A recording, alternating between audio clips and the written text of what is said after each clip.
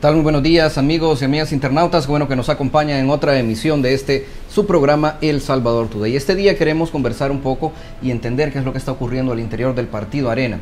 Si bien el partido, digamos, mantiene su oposición, mantiene su trabajo legislativo, también es de sobra conocidos, además, los problemas que se han dado por las opiniones disidentes que se dan al interior del partido y la forma también que se ha elegido desde la dirigencia para manejar estas disidencias. Para conversar sobre esto hemos invitado nada más y nada menos que la diputada Felisa Cristales, quien le doy la más cordial bienvenida y de nuevo gracias por haber aceptado la invitación. Bueno, buenos días, un gusto que nos estén sintonizando y gracias por invitarme nuevamente a este programa, siempre es un gusto acompañarles. Gracias, es un gusto tenerla aquí. Quiero también recordarles que este primer segmento de la entrevista es una fina cortesía de Megablock. Los mejores bloques de concreto los encuentra aquí en Megablock. Visítelos en el kilómetro 34,5, carretera del Sitio del Niño a Quesaltepeque, San Juan Opico, La Libertad. Ahí será un placer atenderle. Además, su sitio web es megablock.com.sb. Asimismo, me permito compartirles algunos de los principales titulares que desde ya pueden encontrar en nuestro sitio web cronio.sb. Estos son en fotos. Centros penales del país están ahora libres de graffiti de las pandillas. Además, ingreso de frente frío generará vientos nortes con ráfagas de hasta 40 kilómetros por hora. A tomar las medidas de precaución. Asimismo, como casi todos lo sentimos, un fuerte sismo de 4 grados sacudió gran parte de San Salvador esta mañana de martes. Hay algunos daños reportados principalmente en la colonia Atlacat. Diputada, de nuevo bienvenida, qué bueno que nos ha podido hacer un espacio en su agenda. Sabemos que entre cuestiones de partido y de la asamblea, pues pasa en realidad bastante ocupada. Yo entiendo que de algún modo también requiere una situación muy especial y particularmente mucho valor para un diputado de El Salvador pronunciarse públicamente en contra de las decisiones y designios de la dirigencia de su partido. A eso es a lo que estamos acostumbrados aquí en El Salvador. Siempre ha sido muy difícil, de hecho es muy escaso el diputado, digamos, que se atreve a hacerlo, a disentir de su partido. Además es castigado, recibe, bueno, primero que nada es marginado, apartado de diferentes decisiones. En el pasado se le expulsaba, ¿no? Pero la situación legal en el país es otra ahora. Quisiera primero preguntarle, bueno, ¿cuál fue el punto, si lo podemos llamar de algún modo, la gota que derramó el vaso y que la llevó a usted a decidir que era momento de pronunciarse públicamente para pedirle a don Gustavo López Davison que deje la dirigencia del partido, la presidencia del COEN? Bueno, son una serie de decisiones que se han venido tomando basado, me imagino, en algún consejero o algún grupo de personas que aconseja al presidente de Arena en decisiones que pueden parecer o que con las que puede un grupo estar de acuerdo, pero no es legal, no es legal que imponga decisiones, es inconstitucional la forma que se eligió procurador de la defensa de los derechos humanos. Recordemos que cuando este proceso se dio, había un acuerdo y se llevó a un acuerdo con el FMLN, la persona entró por 57 votos exactamente, de los cuales 21 fueron de suplentes. Sí. Porque una gran cantidad de diputados propietarios no quisieron dar el voto, porque no era la persona idónea, porque su currículum no era el mejor, porque tenía un vínculo partidario real, material, que había sido donante del FMLN. Pero aún así, la dirigencia se impone, levantan a los propietarios que no querían votar, incluso obligando a algunos a levantarse para poner suplente. A diferencia de los colegas que se permiten levantarse, yo nunca lo hice, ni siquiera cuando estaba incluido en las reuniones de fracción. Si yo decía yo no quiero votar por algo, yo no voto, y si me decían le voy a poner suplentes, no me va a poner suplente y yo no me voy a levantar. Entonces, esa manera de decir, esta es mi decisión, yo no estoy de acuerdo con eso, es lo que ha acarreado pues un proceso en mi contra del partido. ¿Por qué? Y aquí es donde tenemos que tener mucho cuidado, porque en el partido se ha venido haciendo así siempre ha sido una cúpula la que ha dado la orden de cómo votar. Incluso en el pasado los diputados a veces ni siquiera sabían por qué estaban votando, sencillamente votaban como el jefe de fracción vota, copian la manera en la que él vota. Eso actualmente hay algunos que todavía lo practican, el simplemente votar como vota el jefe de fracción. Lo que sí la población tiene que saber es que ser diputado de un partido no significa eso. No significa que el partido es quien da la orden, significa que el partido es el que impone, el que pone o da una tarjeta de presentación, es decir, qué tipo de iniciativas son las que yo voy a apoyar, pero no es que ellos me van a decir cómo votar. Por ejemplo, si yo soy de Arena, pues yo voy a venir y voy a proponer temas de educación, temas de desarrollo económico, temas que hagan dinamizar la economía, versus una persona, por ejemplo, del FMLN, que sí va a estar como proponiendo más temas de subsidio, más temas que vuelvan una sociedad dependiente, que fue lo que vimos en los 10 años de el FMLN. Pero eso es lo que enmarca, digamos, el marco conceptual de la persona, pero no es que nosotros estemos sujetos a mandato imperativo del partido, y la Constitución es bastante clara al respecto. A mí me extraña, o por lo menos me deja un poco perplejo, no termino de entender cómo se le obliga a un diputado que sabemos que, bueno, tiene un salario de parte de la Asamblea, tiene gente que trabaja directamente para él, así como gente contratada institucionalmente que lo asiste, que está, digamos, protegido además dentro del Salón Azul, dentro del Palacio Legislativo. ¿Cómo se le obliga a levantarse a un diputado? Bueno, se le obliga condicionándolo. Aparte del precedente de que yo tengo proceso en mi contra, que no resuelven, entonces de alguna manera se tiene la percepción errónea de que yo no puedo reelegirme y de que el partido puede decirme que no me puedo reelegir. Ahí tenemos que tener también claro dos cosas. Uno, el partido el proceso no dice que yo no me puedo reelegir. Eso es lo primero. Lo segundo, no lo dice, ni lo va a decir, no lo dice porque no lo ha resuelto. Y muy importante es, ni creo que lo vaya a resolver, porque toda resolución daría lugar a una inconstitucionalidad o a un amparo. ¿Por qué? Porque la Constitución es clara, que yo no puedo ser juzgada en tiempo alguno, ni por votaciones ni por opiniones. Entonces es muy difícil que el partido vaya a poder dar una resolución en mi contra, y en todo caso, si lo hiciera, ya daría lugar a los recursos jurídicos correspondientes, y eso es algo que la dirigencia tiene bastante claro. Entonces, no es cierto que yo no pueda reelegirme, el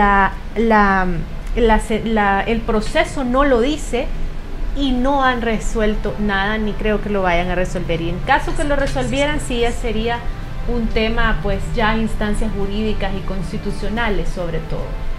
Y eso también me lleva a otra cosa, diputada, y es que, bueno, nosotros desde fuera, quienes estamos observando nada más el proceso, podemos tal vez conservar de algún modo la idea de que son 4 diputados de Arena, de la fracción, los que no estarían de acuerdo con los designios, con las indicaciones que está dando la dirigencia. Pero, bueno, también ese mismo día, por la elección del procurador y por, digamos, el comunicado en el que se rechazaba el ofrecimiento del alcalde Mason para mediar entre Arena y el gobierno, también se dio a conocer que hay más de 4. O sea, pareciera que en realidad son varios. Y usted me dice que por lo menos 25 fueron obligados a levantarse 21 suplentes fueron los que se levantaron, no todos de Arena fueron 16 exactamente, los que tuvieron que tomar el lugar de los propietarios, porque los propietarios no querían dar ese voto. Además, tengamos en cuenta que pasó por votación de 56. Es decir, si un voto de un diputado suplente, como por ejemplo fue mi caso, yo estaba sentada en mi puesto en mi curul, yo voté en contra, y mi diputado suplente estaba sustituyendo a alguien más y votó a favor, cuando los salvadoreños no se eligen en la misma casilla. En efecto. Temas constitucionales que son bastante de fondo. Lo que sí tenemos que saber es que no está conforme a la Constitución esa elección. Entonces, pero así se ha venido dando. ¿Qué es lo que hace el partido? Con un proceso como el que tiene en contra de algunos diputados, como es mi caso, es una manera de decirles: puedes quedarte sin reelegirte si no haces lo que yo te digo, aun cuando sean cosas inconstitucionales.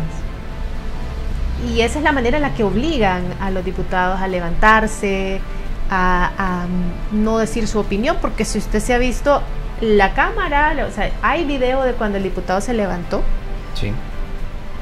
pero no hay declaraciones, ¿verdad? Entonces es bastante complicada la situación interna, mucho más de lo que se pueda decir.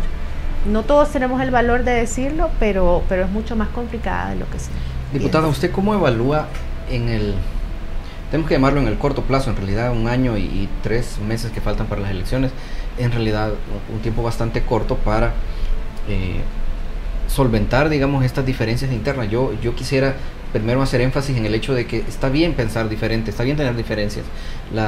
El asunto, lo importante es cómo se administran, digamos, esas diferencias.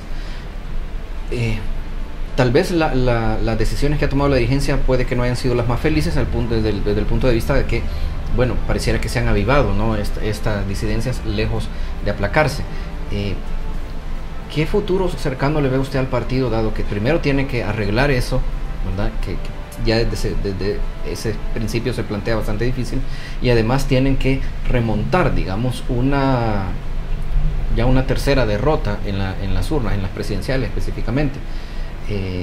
Y sobre eso, digamos, también otro tipo de, digamos, tal vez de daño a la imagen del partido que se dio particularmente en la última campaña, pues a raíz de los señalamientos de corrupción, a raíz también de los constantes cambios en la dirigencia del partido. Todo se plantea cuesta arriba, es decir, si el partido quiere seguir siendo un partido histórico, además, eso siempre va a ser, ¿no? Pero si quiere seguir siendo relevante aritméticamente dentro de la asamblea, el reto es grande. ¿Usted cómo lo entendería? ¿Cuál no es me el queda principal claro, reto? a mí no me queda claro que la prioridad sea ser un partido relevante aritméticamente, sobre todo porque el presidente del partido lo ha dicho textualmente: yo prefiero tener 5 diputados leales, dice. Leales, bien cuestionable ¿Qué entendemos por leales? ¿Qué entendemos por leales? Si leales es, usted me pide una cosa inconstitucional y yo no la hago, ¿eso es ser no leal? Desleal. ¿O desleal? Pues sí, definitivamente tiene que conseguir una gente de un criterio bien pobre, que se someta a cualquier tipo de instrucción con la intención de volver a reelegirse, que es lo que yo le decía, ¿no? Yo vendida sería si yo porque me aseguren mi reelección digo lo que quieren que diga, pero yo no voy a hacer eso. Lo que posiblemente esta generación de Gustavo López o las personas que lo están asesorando no han entendido es que a partir de que se empieza a elegir diputados o funcionarios públicos por fotografía, la historia cambió completamente. Yo estoy dando la cara porque la gente votó por mí. Votos directos sobre mi cara hubieron 27,000 y un poquito más. El resto fueron votos cruzados, pero votación directa sobre la cara fueron 27,000 votos, y esa es una responsabilidad que posiblemente el presidente de Arena no sabe evaluar, porque el 16% del padrón votó por él y es presidente, eso no, del padrón de Arena. Eso no es mi caso. Uno responde a la gente que votó, uno responde a los que marcaron la cara, y eso es una historia completamente distinta, es otra responsabilidad, porque si yo el día de mañana quiero una reelección en este cargo o en otro cargo en el futuro, uno tiene su dignidad, su responsabilidad de cara a la población, qué decisiones tomé y por qué lo hice. Pero no, yo a la gente no le puedo llegar diciendo esa decisión es inconstitucional, pero la tomé porque me dijo el presidente del partido. ¿Con qué cara le puede llegar contestando eso? Yo también quisiera, tal vez usted puede tener una mejor imagen, un mejor panorama en general, porque siempre hemos sabido, digamos, o es casi que por descontado, el hecho de que la fortaleza del grupo político que es Arena también radica en el apoyo que tiene de parte de grupos de poder económico, a la luz de eso, digamos, también de la autoridad que viene, también del financiamiento, es que se entiende también la disciplina que había mantenido el partido, que mantuvo por muchos años, que en muy escasas ocasiones se había fraccionado. Tal vez la más memorable previa a esta es la formación de Gana, ¿no? Cuando creo que fueron 15 diputados o más los que se separaron. ¿Arena ha perdido de algún modo también ese apoyo de parte del poder económico? ¿También ya no está representando tampoco, digamos, esos intereses?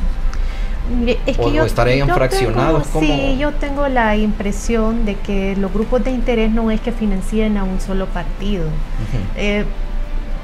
Y sin temor a equivocarme, le puedo decir que financian a varios partidos, y esa es la razón por la que tampoco en época del FMLN, cuando se suponía que era lo más antagonista a grupos económicos, pero las cosas no cambiaron en términos de los grupos económicos, cambiaron en términos de subsidio y de endeudamiento, de la idea de que iban a seguir perpetuándose, creando una dependencia en la población más necesitada. El Frente sí que sabe crear más pobreza para aprovecharse de esa pobreza, pero no significa que estaba divorciado de poderes económicos, ni que en algún momento lo haya estado, y eso lo vamos viendo a medida va pasando, a medida cambiaron las reglas del juego. Vemos que aquellas reuniones de las que posiblemente nunca nos enteramos se daban todo el tiempo. Por eso es que ahora el presidente del partido exige una nueva reunión al nuevo presidente, porque esas reuniones siempre se han dado aunque nosotros no nos hayamos dado cuenta. Siempre estaban ahí, digamos, tal vez lejos del ojo público. Tal vez lejos del ojo público, pero ahí estaba. ¿Qué se negociaba? Vaya usted a saber. ¿Cómo está la cohesión del partido a nivel de alcaldes también? Porque yo entendería, y me corrige si no es así, por favor, yo entendería que el rechazo al ofrecimiento del alcalde Mason también tuvo o debería tener repercusiones dentro del grupo de alcaldes del partido Arena también, que probablemente no vieron con los mejores ojos, ¿no? que se despreciara de algún modo, ¿verdad?, el ofrecimiento que él tiene, dado que pues de sobra conocemos, y más ahora con las recientes acusaciones, la mala relación entre el presidente Bukele y el presidente del partido Arena, don Gustavo López. Mire, yo creo que en términos de liderazgos internos de Arena, en términos de liderazgos territoriales como lo son los alcaldes, y poniéndonos en ese contexto que usted me está mencionando, recordémonos que tenía que ver con que el presidente había dicho que podía haber un acercamiento con otros liderazgos. Había hecho un comentario más o menos en torno a otros liderazgos dentro de Arena. Y viene el presidente del partido y le dice: no, gracias, tú no puedes ser vocero. Y es ahí la insistencia, el que no puede ser nadie más, el que tiene que ser solo él, lo que nos pone a pensar, y no creo que solo a mí, ¿cuál es el fondo de la reunión? ¿A qué lleva esa reunión? ¿Cuál es el trasfondo? ¿Qué es lo que se quiere tratar ahí? El presupuesto, el presupuesto dijo que no lo va a apoyar, ya dijo que no va a apoyar el tema de el préstamo de los 90 millones para el plan de seguridad, para la segunda etapa. Y en cuanto dice que sí, dice: yo quiero trabajar, queremos darle los votos, pero reunámonos. Pero el plan de recuperación territorial tiene tales y tales problemas, y por eso que en este caso para el plan territorial dice que porque es campaña. En cuanto dice que no, dice que sí, se quiere reunir. A mí todo el panorama no me queda claro. Es incierto. Las malas decisiones que ha tomado en cuanto a la tarea legislativa, no respetar la tarea legislativa como tal, sino que todavía tener cualquier cantidad de posturas tratando de hacer una injerencia sobre la tarea legislativa, es nefasta, es inconstitucional, no importa si así se haya hecho. Sobre eso precisamente vimos de parte de él un gran esfuerzo por evitar que fuera el PCN el que tomara las riendas del legislativo. De un acuerdo que ya estaba tomado. Sí. ¿Cuál fue su postura sobre eso? No, que el protocolo de entendimiento ya estaba hecho. Se hace al principio de cada legislatura. No puede venir el presidente de ningún partido a decir cámbienlo. Hubiera sido totalmente insensato. Lo estamos pensando de mi mismo partido, pero también si hubiera sido de otro partido, yo creo que hubiera sido igual. No tiene nada que ver. No sé quién lo aconseja y le dice: vaya a la asamblea y diga que viene aquí a tratar de incidir para que no quede esta persona. No sé quién le puede dar el consejo ni de tomar esas acciones cuando es un irrespeto a la institucionalidad, ni de dar esas declaraciones. No me queda claro a mí quién lo estará aconsejando. Por eso una de las primeras cosas que yo abordé en el comunicado que le dediqué es: lo están aconsejando mal. No, las instituciones se respetan.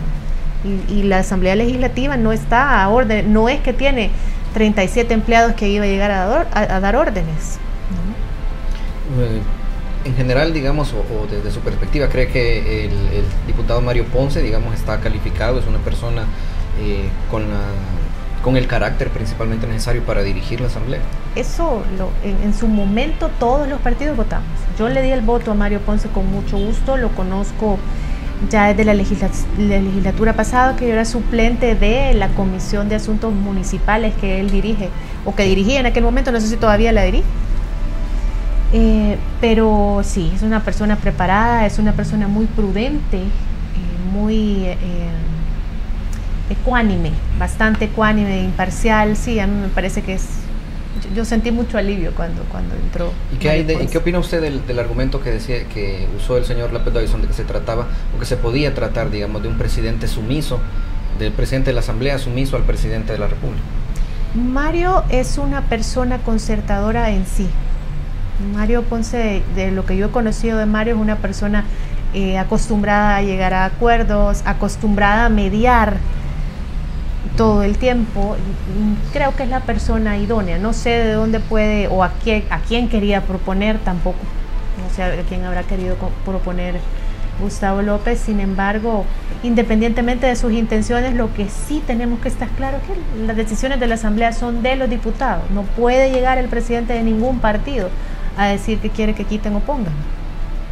¿Y eso ha afectado, digamos, también la moral o la cohesión de la fracción, de algún modo? Es difícil decirlo porque no estoy adentro de las reuniones de fracción, y eso lo quiero resaltar.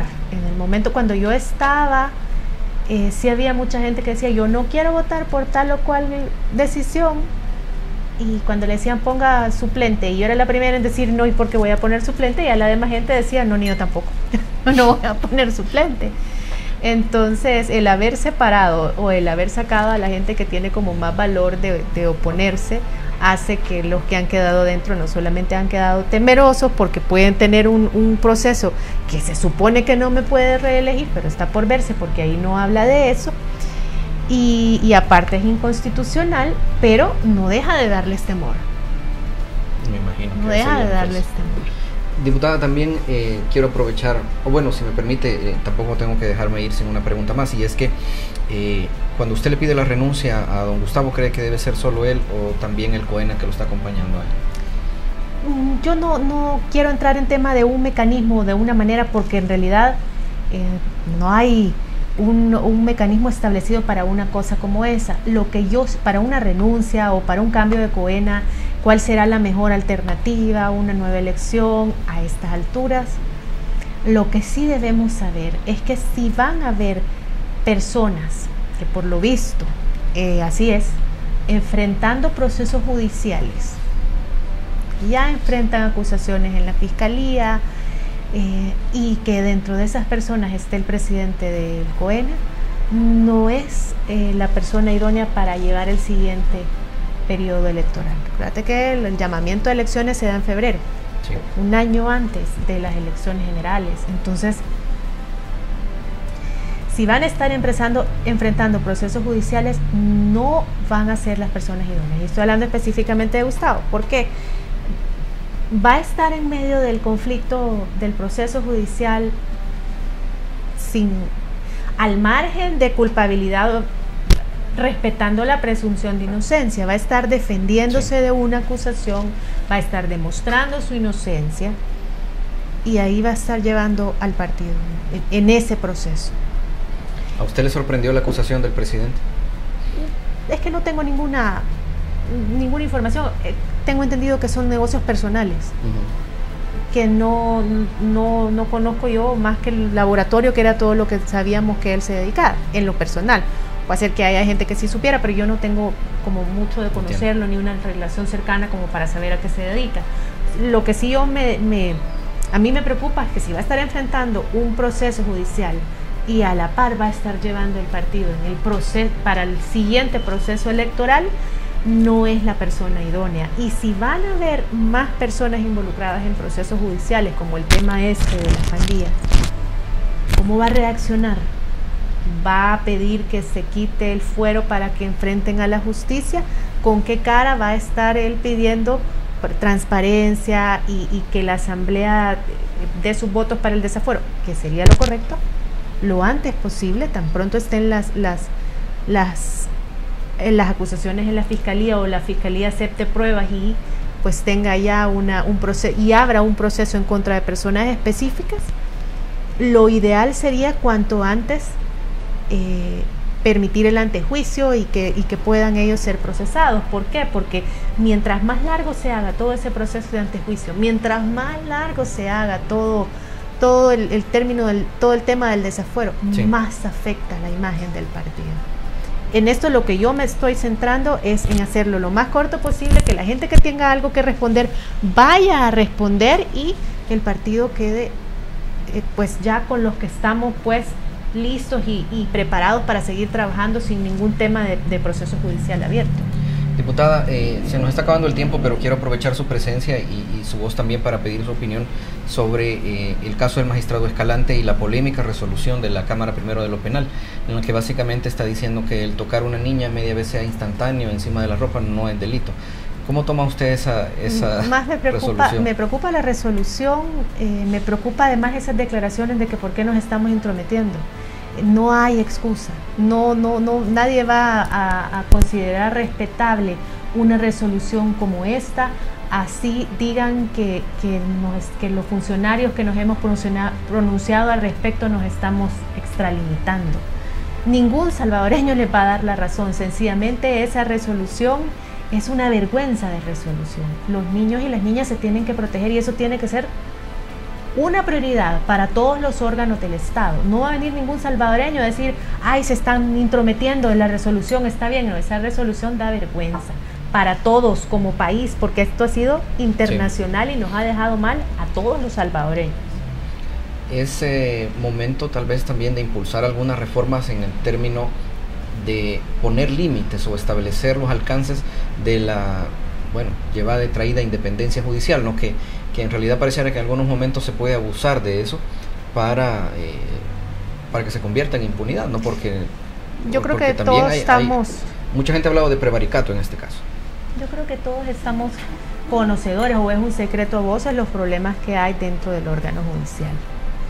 Una depuración y tiene que ser así, tiene que ser a medida que la gente se vaya involucrando en temas como este. Hoy fue visible porque fue un caso muy sonado que involucraba a un magistrado, pero temas de arbitrariedades a la hora de decidir en una instancia judicial, creo que todos conocemos una o dos por lo menos a lo largo de nuestra vida.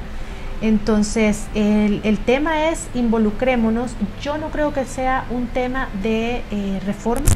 Yo sí creo que es un tema de depuración del órgano judicial. Yo sí creo que es un tema de que se trató de favorecer, que no es una única vez, no es un tema aislado el tratar de favorecer al amigo, que en este caso fue peor para la persona acusada, porque lo puso y volvió el caso más evidente y volvió una resolución descabellada la indignación de todos los salvadoreños. Excelente. Diputada, también quisiera pedirle un poco su opinión. Todos hemos visto este fin de semana con algo de asombro lo que ocurrió en Bolivia, ¿no? Luego de la salida del presidente Evo Morales, y en realidad queda un poco, creo que debo decir, confuso desde el punto de vista de que él ha renunciado, ¿no? Pero también vemos elementos bastante de, digamos, la participación del ejército, principalmente de un golpe de Estado, y además las revelaciones de el evidente fraude electoral que se dio, que pareciera que el presidente más lo que hizo fue huir, ¿no? Él está en México, su hermano creo que es el que estaba en Argentina. ¿Cómo entiende usted lo que ha ocurrido en esto y cuál cree que debe ser también la postura de El Salvador ante esto? Yo creo que hay que esperar, dar una opinión. No tenemos todos los elementos para saber, lo único que sabemos es que sale del país en lo que se entiende como un golpe de Estado pacífico, ¿verdad? Como una intervención de la milicia a causa de una indignación social por un fraude. Me da la impresión que así fue. pero tenemos que esperar, que ser muy prudentes a la hora de dar declaraciones en esto, porque primero no tenemos toda la información y segundo pues es la política externa de un país que tenemos que respetarlo como tal. ¿Y cómo tomó usted o cuál es su postura respecto a la decisión de nuestro gobierno de primero que nada expulsar, digamos, a los diplomáticos que representan al gobierno de Nicolás Maduro y el subsecuente reconocimiento de Juan Guaidó como presidente encargado de Venezuela? Se está esperando además que se nombre una representación aquí. Y yo te puedo dar una opinión personal. Sí. Tenemos que ver una cosa, para temas diplomáticos, la Asamblea Legislativa no tiene ninguna decisión. Podemos dar una opinión personal, podemos dar una respuesta si me lo están preguntando, un pronunciamiento incluso, pero no podemos decidir ni tener ninguna injerencia sobre lo que el presidente toma en términos diplomáticos. En lo personal, a mí sí me parece que desconocer a Venezuela como Estado, un Estado que tiene tanta violación de los derechos humanos, sí es positivo. En un tema personal, las razones del presidente para hacerlo son, me imagino que meramente diplomáticas, son diferentes de las ideas personales e ideológicas, porque yo te puedo decir, a mí me parece correcta la decisión porque hay un tema de violación de derechos humanos en Venezuela de los que todos somos testigos, pero puede venir una persona de diferente ideología y decirte, no, yo estoy de acuerdo con las violaciones de los derechos humanos que se da.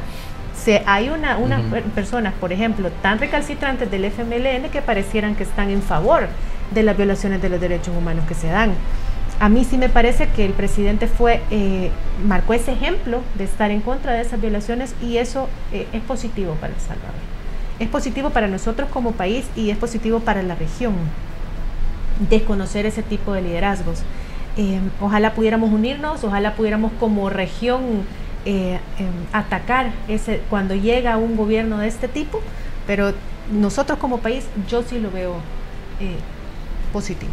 Excelente. Diputada, quiero agradecerle el tiempo que nos ha dado hoy. Muchísimas gracias por haber venido y por habernos traído pues su conocimiento y su opinión también. Usted se ha vuelto también una voz muy importante, ¿no?, dentro del país, y por supuesto que nos interesa que nuestra audiencia pueda conocer también todo lo que usted, pues la forma en que analiza la realidad y cómo se va desarrollando. Muchas gracias. Muchas gracias a ustedes y muchas gracias a quienes nos sintonizan. Que tengan un día lindo. Bendiciones. Muchísimas gracias. Amigos y amigas internautas, por supuesto que agradecemos a ustedes su fiel sintonía a lo largo de esta emisión. No podemos irnos sin además agradecer a los compañeros de elsalvadoreño.com, Política Estéreo, Noticias Menotti y Bitácora SB, que están ahí siempre acompañándonos en esta transmisión en vivo. Recuerden lo que siempre les decimos, el costo de desentenderse de la política es ser gobernado por lo peor que la sociedad tiene para ofrecernos. Hasta la próxima.